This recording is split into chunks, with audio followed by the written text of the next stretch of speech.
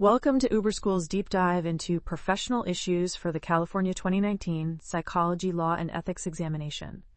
I'm Pete, and today we're going to make sure you ace that 6% of the exam covering peer infractions, advertising and marketing, disciplinary actions, and gifts. That's right, Pete. I'm Crash, and we're here to break it all down so thoroughly that passing this section will be a breeze. Remember, folks, at Uber School, we don't just teach, we hunt down knowledge and serve it up on a silver platter. Let's kick things off with peer infractions, which makes up 2% of the exam. This is all about how to handle ethical violations among your colleagues. Crash, what's the first thing a psychologist needs to do when they suspect an ethical breach? Great question, Pete. The first step is always identification. You've got to be like a ethical bloodhound sniffing out those violations.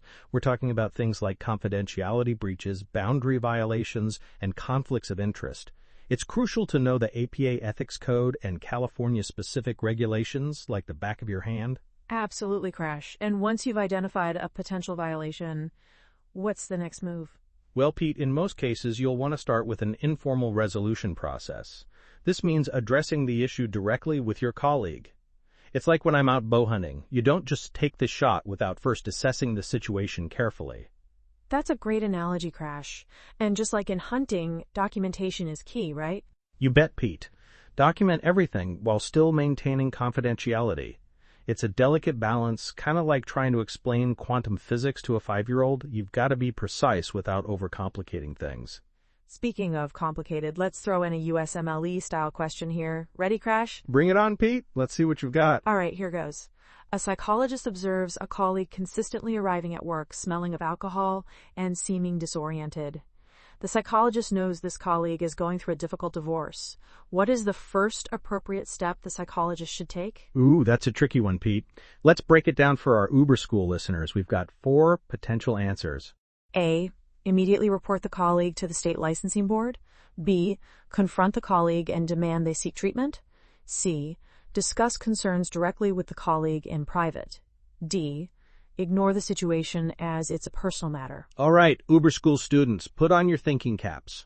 Remember what we just discussed about informal resolution processes. The correct answer here is C. Discuss concerns directly with the colleague in private.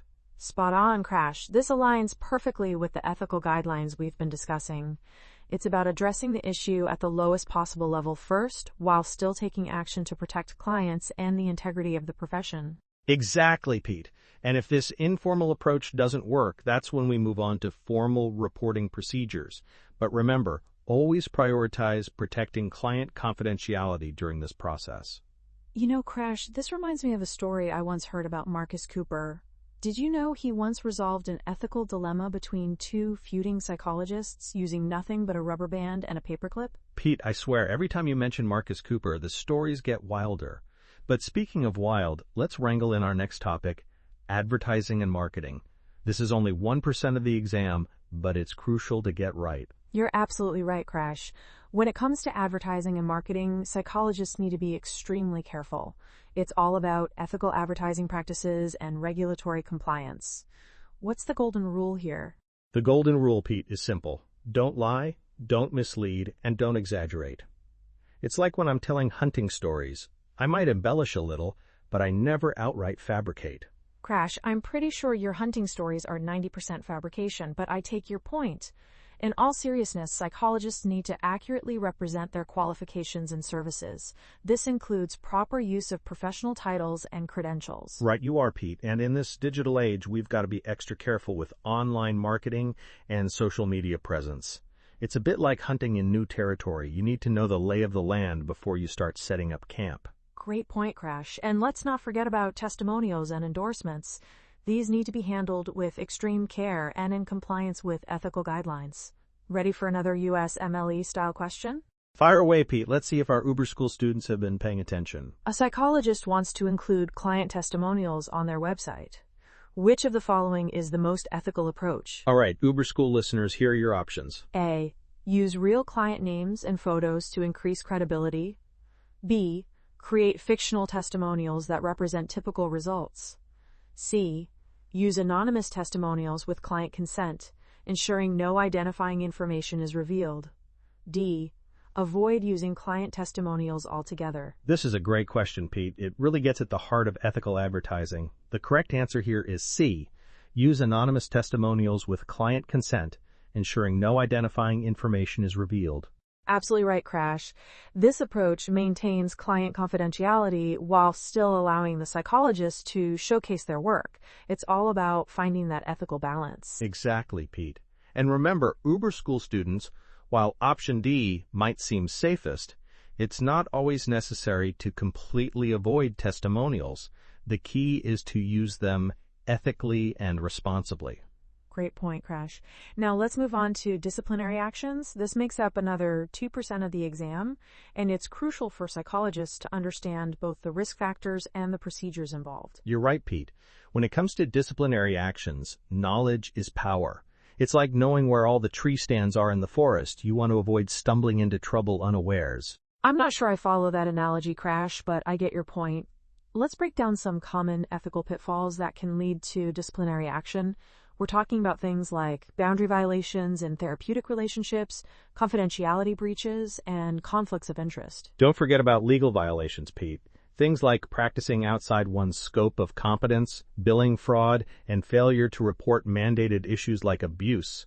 These can land a psychologist in hot water faster than you can say, Uber School. Absolutely, Crash. And when it comes to the Board of Psychology procedures, psychologists need to be well-versed in the investigation process.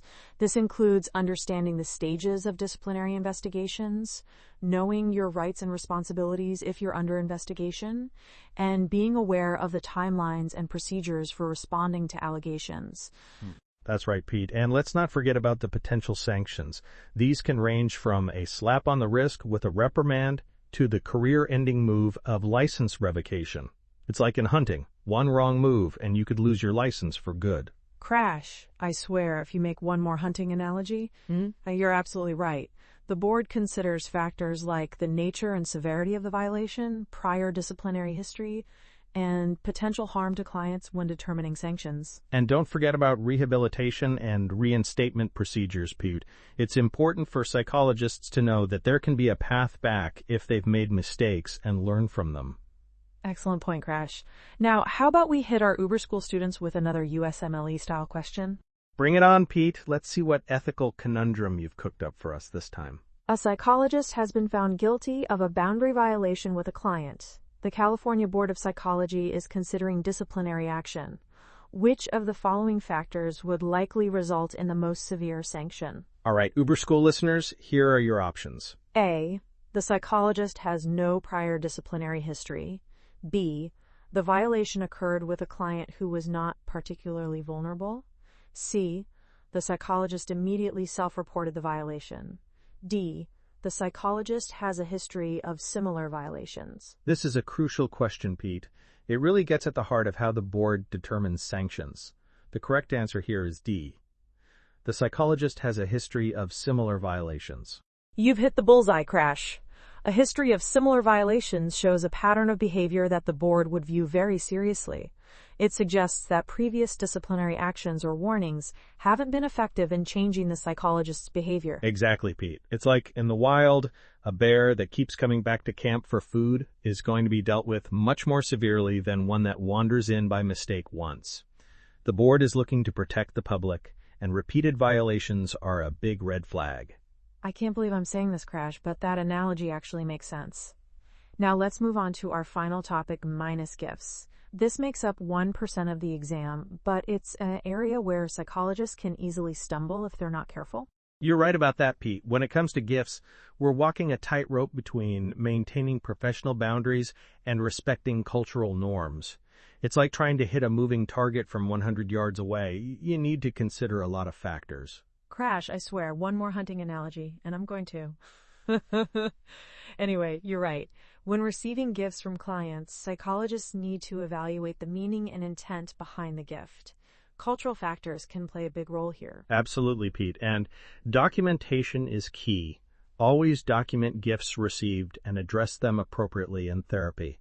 It's like leaving a trail in the woods. You want to be able to retrace your steps if needed. That's a good point, Crash. Now, giving gifts to clients is an even more complex issue. There should be a clear therapeutic rationale for any gift given. and psychologists must be aware of potential risks and boundary issues? Right, you are, Pete. It's crucial to familiarize yourself with appropriate versus inappropriate gift-giving scenarios. The APA Ethics Code provides guidance on gifts within the context of multiple relationships, and it's important to interpret these guidelines carefully. Excellent summary, Crash. Now let's hit our Uber School students with one last USMLE-style question to really drive this home. Fire away, Pete. Let's see if our listeners have been paying attention. A client gives their psychologist an expensive watch as a gift at the end of a successful course of therapy.